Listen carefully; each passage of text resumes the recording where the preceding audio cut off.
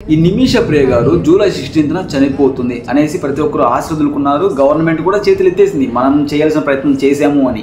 కానీ జూలై 15న grand mufti of India అనే ఒక ముస్లిం మత పెద్ద ఆమె ఉరిశిక్షను కొంత సమయం పోస్ట్ పోన్ అవ్వడానికైతే ఈయన కారణమయ్యాడు. అయితే అతను ఏం చేశాడు అంటే, అక్కడ యెమెన్లోని సూఫీ అనే ఒక మత గురువు పెద్దతో కలిసి జూలై 16న ఈ నిమిష గారికి పడే ఉరిశిక్షను ఆపడానికి యెమెన్లోని తలాల్ కుటుంబంతో కొన్ని చర్చలు అయితే జరిపారు. అయితే ఆయన అక్కడ వాళ్ళతో ఏం చెప్పాడు అంటే, నిమిష కుటుంబ సభ్యులు దియాత్ను తలాల్ ఫ్యామిలీలు స్వీకరించాలి అని ఈ గ్రాండ్ ముఫ్తీ గారు అయితే చెప్పారు. ఇక్కడ దియాత్ అంటే ఇస్లాం మతంలో చంపడానికి బదులుగా ఇచ్చే పరిహారం అని అర్థం.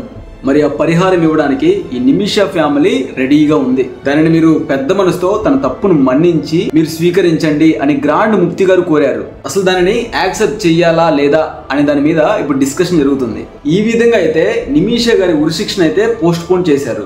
అయితే ఇక్కడ ఇంకో ట్విస్ట్ ఏంటంటే, ఈ తలాల్ అబ్దో సోదరుడు అబ్దెలే ఫత్తా అనే అతను ఆయన అంటున్నాడు, ఈ మహదీ కుటుంబం రాజీ పడడానికి ఎటువంటి ఒత్తిళ్లకు లొంగదని, ఖచ్చితంగా ప్రతీకారం తీర్చుకోవాలనే డిమాండ్ పైనే దృఢంగా ఉంది అని గట్టిగా చెప్తున్నాడు. మరి చూడాలి అసలు వాళ్ళు ఒప్పుకుంటారా లేదా అనే దాని గురించి. అయితే ఇక్కడ పరిహారం ఎంత చెల్లించాలి అనే దాని మీద అయితే వినిపిస్తున్నాయి, 8.5 crores చెల్లించాలి అనేసి. అయితే ఇక్కడ కేఏ పాల్ గారు సేవ్ నిమిష సంస్థలో ఒక ముఖ్య నాయకుడు. తానే స్వయంగా యెమెన్ వెళ్ళి అక్కడ తన అధికారులతో అండ్ తన కుటుంబ సభ్యులతో మాట్లాడడానికి ప్రయత్నించాడు. దానికి సంబంధించిన కొన్ని వీడియోస్ అండ్ ఫుటేజ్ అయితే మనకి సోషల్ మీడియాలో కనబడుతూ ఉంటాయి. స్వయంగా తానే కూడా చెప్పాడు. కేఏ పాల్ గారి గురించి మన ఏపీలో అంతా తను ఒక జోకర్ చేశారు, కానీ అతని గురించి అతను నిజంగా ప్రపంచ శాంతి దూత. ఈ నిమిష గారు ప్రస్తుతం యెమెన్ జైల్లో అయితే ఉన్నారు. ఈ తలాల్ ఫ్యామిలీ ఆ పరిహారం తీసుకొని తనని క్షమిస్తేనే ఆ ఉరిశిక్ష అనేది మాఫీ అవుతుంది.